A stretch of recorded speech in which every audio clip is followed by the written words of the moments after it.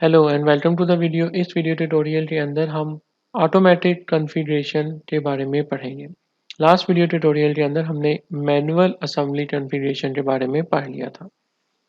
इस particular case में मेरे पास यहाँ पे एक असेंबली है और यहाँ पे कुछ कंपोनेंट्स के साथ आप देखें फिलर्स ऐड है और ये जो डिटेल यहाँ पे टेक्स्ट और नोचेस ऐड की गई हैं, ये नॉर्मली आपकी जब लार्ज असेंबली मोड होता है तो उसमें आपकी असेंबली की परफॉर्मेंस को लो कर देती है।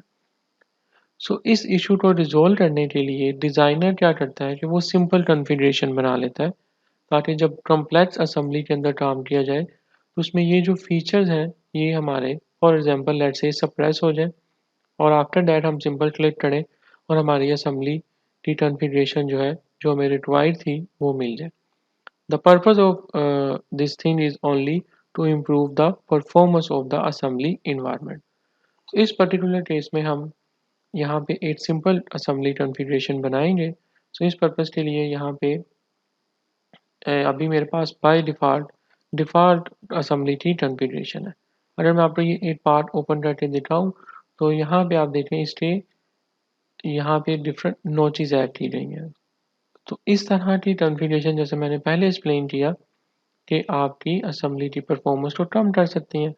इसी तरह से अगर आप यहाँ पे कैश व्यू को ओपन करते हैं तो यहाँ पे आप देखें ये जो थ्रेड्स हैं ये आप इसका सिंप्लीफाइड वर्जन जो है वो रिक्वायर्ड है। तो यहाँ पे ऑलरेडी एक सिंपल वर्जन क्रिएट किया हुआ है जिसमें आपको देखें थ्रेड जो है वो यहाँ पे सप्रेस हो गए। डिफ़ॉल्ट कॉन्फ़िगरेशन में वो यहाँ पे अगेन शो हो जाएंगे। तो यहाँ पे ऑलरेडी एक सिंपल कॉन्फ़िगरेशन जो है वो ऐड की गई है। ओके, सो अब हम यहाँ पे कॉन्फ़िगरेशन पे जाएंगे और यहाँ पे ऐड कॉन्फ़िगरेशन पे क्लिक करूँगा और कॉन्फ़िगरेशन का नेम जो है वो मैं यहाँ पे सिंपल लिख लेता हूँ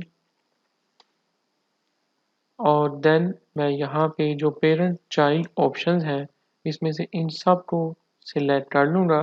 ओके, सो यहाँ पे मैंने हर एक कंपोनेंट को सिलेक्ट कर लिया है लेकिन हैंडल शाफ्ट को मैंने यहाँ से अनसेलेक्ट किया है, मुझे इसको सिलेक्ट नहीं करना। और अब मैं यहाँ पे ओके करूँगा तो मुझे यहाँ पे एक मैसेज आ गया है कि ये सेम सिंपल नेम की configuration at the component level exist कर रही है। तो जैसे ही मैं इसे ओके करूँगा वो सिंपल कॉन्फ़िगरेशन सॉलिडवर्क्स के थ्रू ऑटोमेटिकली कॉन्फ़िगर हो जाएगी और वो मुझे असेंबली में शो हो जाएगी। जैसा कि आप यहाँ पे देखें ये आपको सिंपल कॉन्फ़िगरेशन यहाँ पे शो हो रही है। और इसी तरह से अगर आप यहाँ पे एस्टीमेट ट्रांसपेरेंसी आपको चेंज करके दिखाऊं तो यहाँ पे आप देखें कैश क्यू की कॉन्फ़िगरेशन भी ऑटोमेटिकली सिंपल हो चुकी है।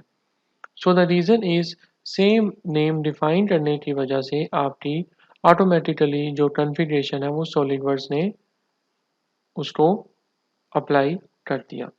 सो मैं यहाँ पे इसकी जो स्टेट है इसको अगेन यहाँ से ट्रांसपेरेंसी को वापस कर देता हूँ। ओके, सो अब यहाँ पे अभी मेरी बाय डिफ़ॉल्ट जो कॉन्फ़िगरेशन है वो सिंपल है और एज़ वेल एज़ यहाँ पे आप देखेंगे जो सिंपल नेम की कॉन्फ़िगरेशन थी वो यहाँ पे हर एक पार्ट के साथ नेम आ गया और जो कैश व्यू है इसकी सिंपल कॉन्फ़िगरेशन ऑन हो गई ऑटोमेटिकली और यहाँ पे देखिए सिंपल लिखा आ गया आपको दोनों के साथ और as well as loading handle के साथ भी। अगर मैं इस लोडिंग हैंडल को ऑन करूँगा तो ये देखें यहाँ पे इसकी कॉन्फ़िगरेशन ऑटोमेटिकली सिंपल हो चुकी है जो कि प्रीवियसली डिफ़ॉल्ट कॉन्फ़िगरेशन थी। ठीक है, सो दैट्स द रीज़न कि जब आप ऑटोमेटिक कॉन्फ़िगरेशन क्रिएट करते हैं तो इस तरह से आप इन कॉन्फ़िगरेशन को ऑटोमेटिकली ऑन कर सकते हैं। अब मुझे यहाँ पे इन फिलर्स को सप्रेस करना है तो मैं यहाँ पे इन सब फिलर्स को सिलेक्ट करके इनको सप्रेस कर दूंगा।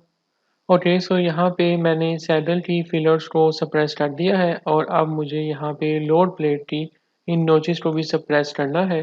सो मैं यहाँ पे इस नोच पे जाऊँगा और इसको यहाँ से सप्रेस कर देता हूँ।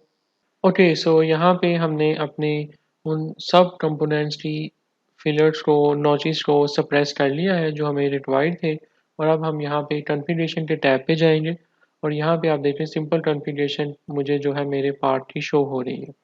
जब मैं डिफ़ॉल्ट पे क्लिक करूँगा तो मुझे डिफ़ॉल्ट कॉन्फ़िगरेशन शो हो जाएगी और जिसमें आप देखिए नोचेस और थ्रेड्स और हर एक चीज़ें आपको यहाँ पे जो फीचर्स हैं वो शो होंगे। सो द थिंग इज़ कि जब आप अपनी लार्ज असेंबली मोड में हो तो अपनी असेंबली की परफॉर्मेंस को इम्प्रूव करने के लिए आप सिंपल कॉन्फ़िगरेशन डिज़ाइन करते हैं सो दैट कि आपकी परफॉर्मेंस जो है असेंबली की बेहतर हो सके। तो इस वीडियो ट्यूटोरियल में हमने ये सीखा है कि हम किस तरह से ऑटोमेटिक असेंबली पार्ट कॉन्फ़िगरेशन को सॉलिडवर्क्स के एनवायरनमेंट में क्रिएट कर सकते हैं। Thank you.